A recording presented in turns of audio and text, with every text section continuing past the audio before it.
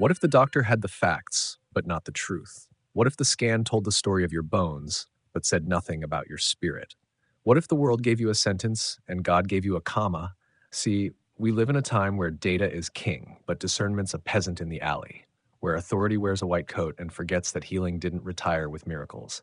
They'll say things like, "You'll never walk again, you'll never recover, you'll never be whole." And if you believe them, if you internalize that prophecy, you just might make it true.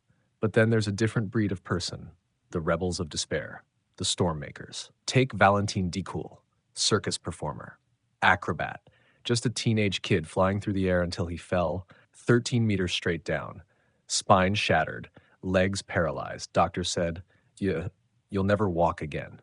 But Dikul didn't sign that sentence.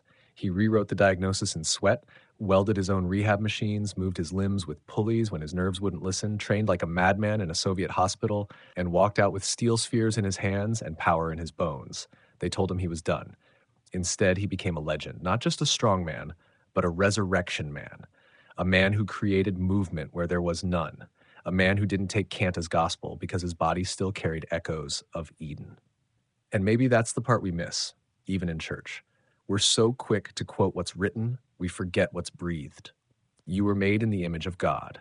You're not just atoms and instincts. You're weather-wielding clay infused with divine wind.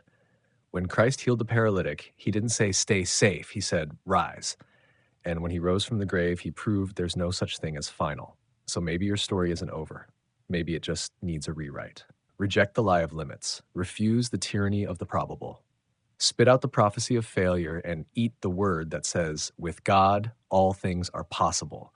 You're not a statistic, you're a storm system with a pulse, made in the image of the one who spoke light and walked through death like it was dust. So go ahead, create your weather.